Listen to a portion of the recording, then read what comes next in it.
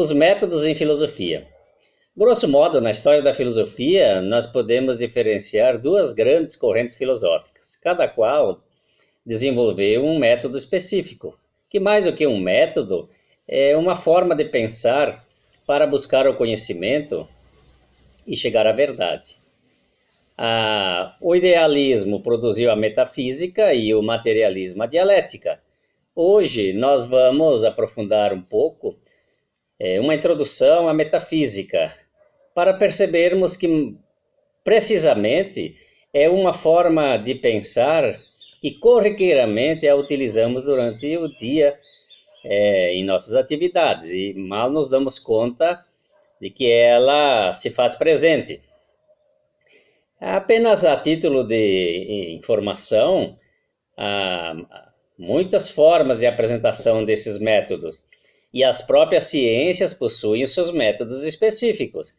Então não há uma forma, uma maneira apenas de produzir conhecimento. Mas na filosofia, nos estabelecemos nessas duas referências.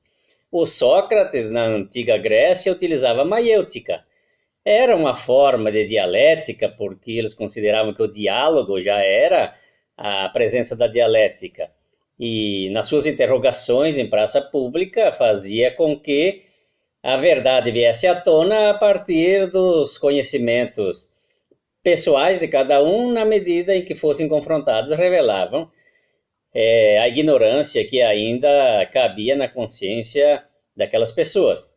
Na modernidade, nós vamos ter o René Descartes, que desenvolveu a dúvida metódica, que é um método que também coloca vários elementos em ordem para que se separe o mais difícil do mais fácil, para que se divida as dificuldades, para que se tome o processo mais simples, se vai enumerando, etc. Então é uma forma que, para aquela época, foi um grande avanço. E na contemporaneidade nós vamos ter o Karl Marx, que vai tomar a dialética como uma referência importantíssima na maneira de pensar e de encontrar a aproximação da verdade a partir de um processo de negações. Então, essas formas de pensar, essas formas de ver a realidade permitiram também esse avanço no conhecimento da humanidade. Bom, vamos para a metafísica. Metafísica significa a junção de duas palavras. Metá significa além, ou para além, ou aquilo que vem depois da física. Física é como se pronuncia aí, se entende?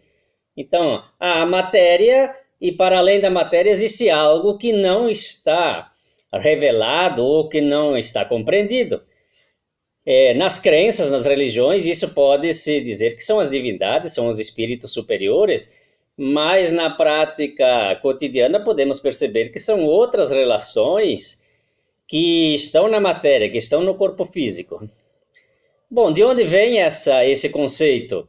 Vem da antiguidade, se atribui a Aristóteles, no entanto, não foi ele propriamente que criou esse conceito. O Andrônico de Rhodes, 50 anos antes de Cristo, ao organizar as obras de Aristóteles, o corpus aristotélico, ele separou, conforme foi organizando, e ao chegar no quinto tema, ele se deu conta, olha, daqui para trás são os assuntos que tratam da física. E daqui para frente são os temas que tratam que vão além da física. Então são a metafísica, que aí estava a ética, a política, a linguagem. Então nesse sentido é que passou a ser, no entendimento inicial da organização das obras, aquilo que se denomina de metafísica. No entanto, na história da filosofia, e o próprio Aristóteles tinha desenvolvido uma maneira de ver essa relação do real e do sensível com o inteligível, contestando Platão, que via o mundo das ideias como um mundo para além da física e a realidade como um mundo sensível. Então, Aristóteles vai ver justamente de uma maneira diferenciada e colocar em ordem o pensamento, buscando então estabelecer uma relação entre o ser e o ente. O ente é justamente essa parte não visível ou não tocável, e que Aristóteles vai fazer essa ligação daquilo que é possível ser tocado e daquilo que é o invisível ou intocável. E vamos perceber que isso faz muito sentido. Então, o que é o ser e o ente na metafísica de Aristóteles? O ser, para Aristóteles, é aquilo que é. Isso ele pegou ainda lá de Parmênides, quando Parmênides disse: só o ser é, o não ser não é. Compreendendo então que o ser é aquilo que é aquilo que é perceptível, aquilo que é possível sentir, o sensível. Então esse é o ser material, é a substância, como Aristóteles vai definir mais adiante.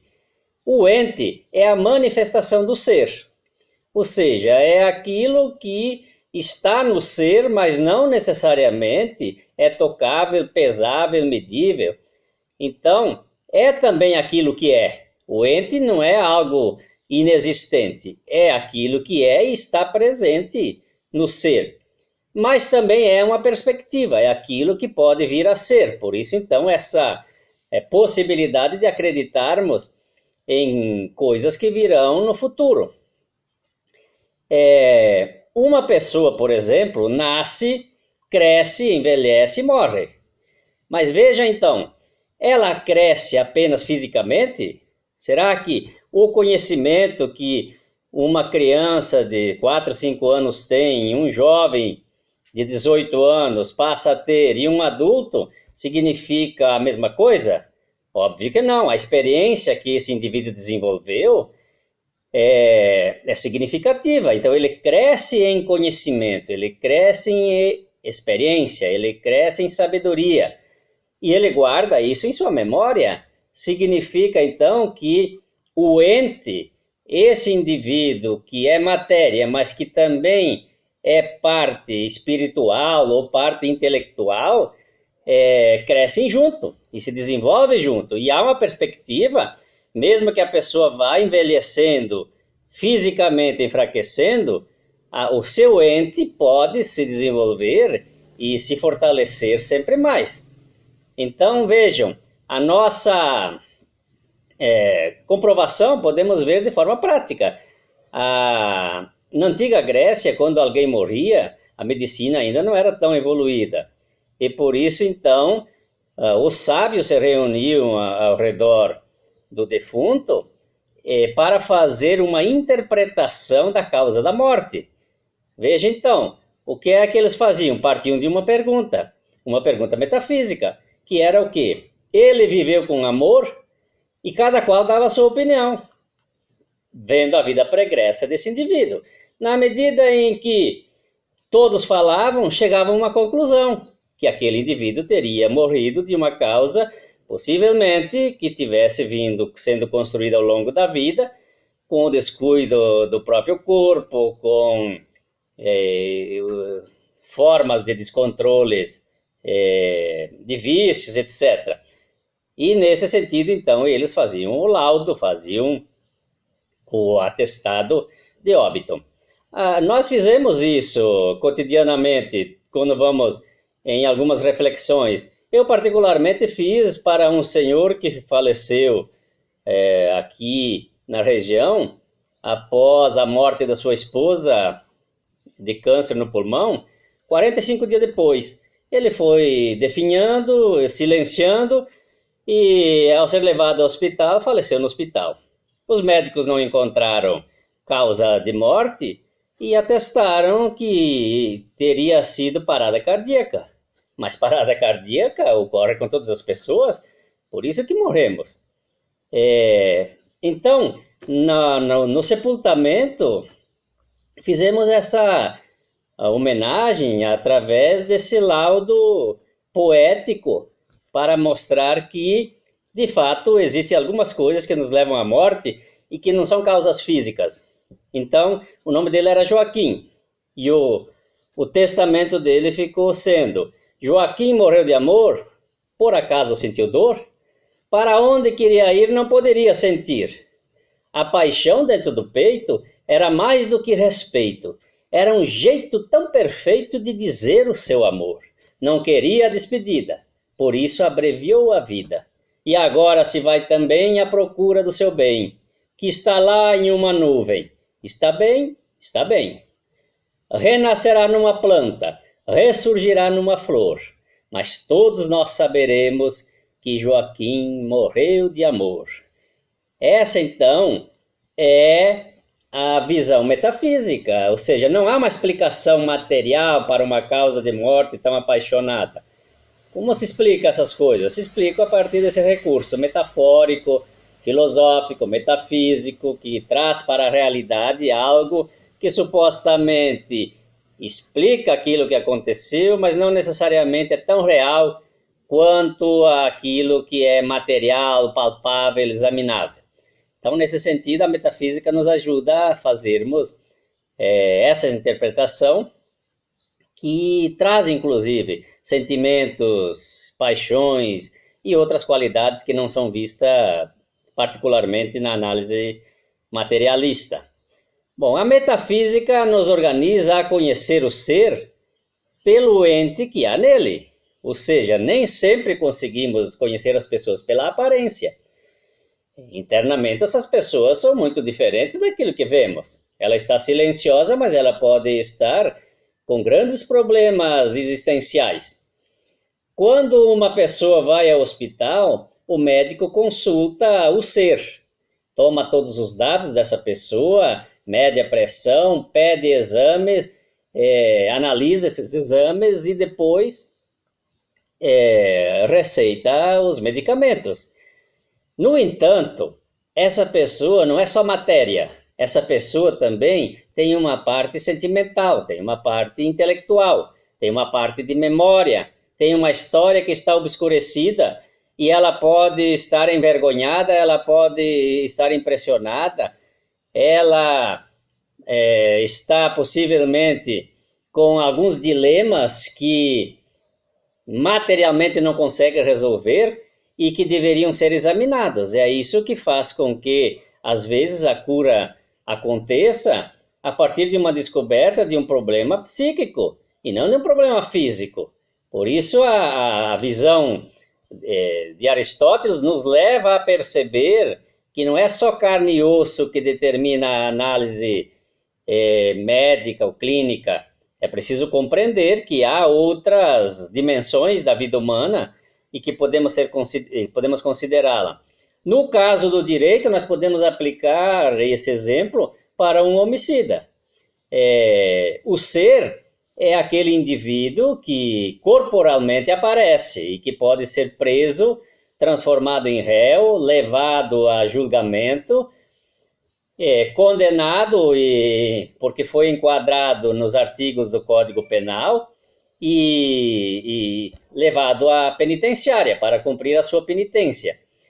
No entanto, este ser que foi julgado e condenado, certamente tem dentro de si, que não aparece, porque até ele é obrigado a ficar em silêncio no tribunal, dentro desse indivíduo há uma quantidade enorme de informações metafísicas ou sentimentais, históricas, que foram guardadas como sentimentos ou como revoltas. Esse indivíduo tem em si muitos preconceitos, que é uma carga social muito grande, tem problemas de revoltas, problemas, enfim, diversos nesse sentido, tristezas, arrependimentos, mágoas. Isso tudo transcende a física, não está propriamente na física analisável. E isso vai permitir pensar depois a ressocialização desse indivíduo.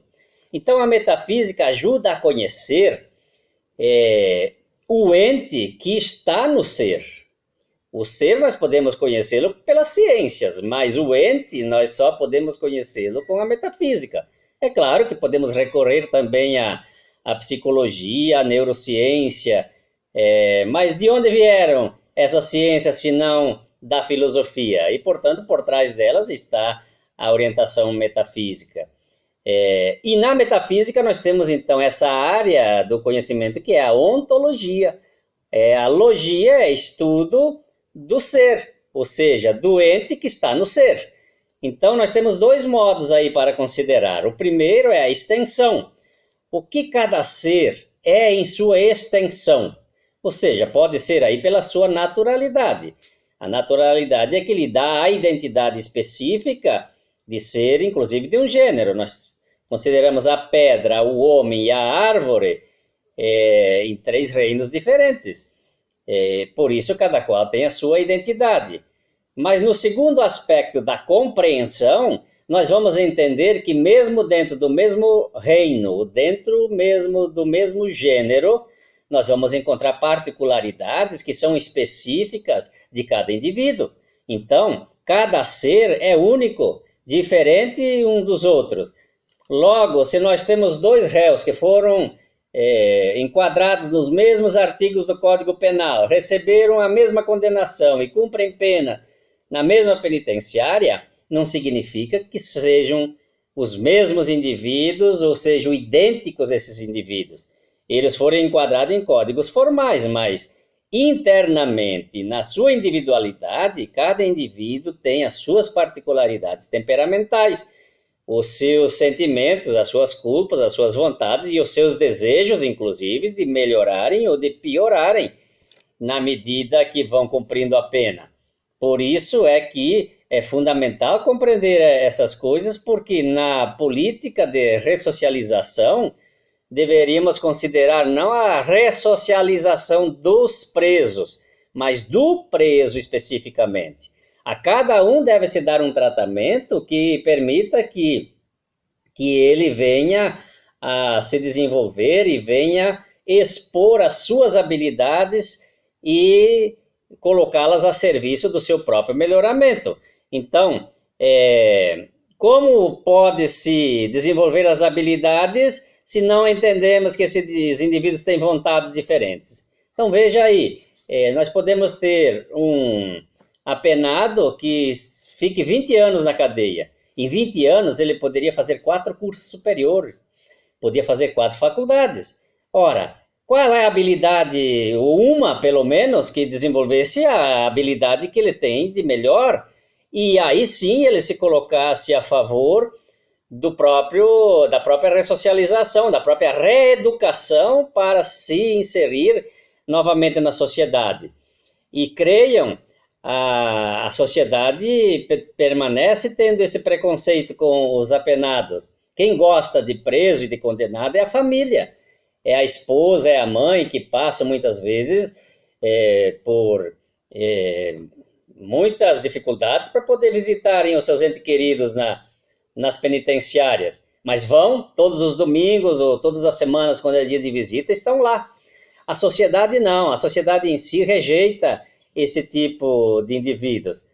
E rejeita porque teme porque desconhece. E desconhece justamente aquilo que é o essencial, é aquilo que está inserido dentro dessa individualidade. E que há muitos talentos, é claro, há muitos talentos encarcerados, e que não é dado a eles a oportunidade de se desenvolverem. Então, a metafísica nos chama a atenção disso. Nós não somos só matéria, nós não somos só riqueza, nós não somos só trabalho, nós não somos só função profissional. Nós somos também seres humanos que temos em nós diferentes dimensões, que podem ser pacíficas ou violentas, que podem ser amorosas ou que podem trazer brutalidades. E são sentimentais, são desenvolvidas a partir das nossas variedades de culturas, mas que fundamentalmente são características que estão na nossa parte mental, na parte psíquica, na parte espiritual, que precisam ser consideradas para que possamos ter o respeito aos indivíduos e dar a eles a condição para que expressem essas características para fazer com que a sociedade seja melhor. Portanto, a metafísica que aproxima o material do sensível é fundamental para compreendermos como a filosofia pode nos ajudar no cotidiano a sermos um pouco melhores, a sermos mais humanos e considerarmos que a humanidade que existe no outro ser humano é aquilo que nos une enquanto humanidade geral.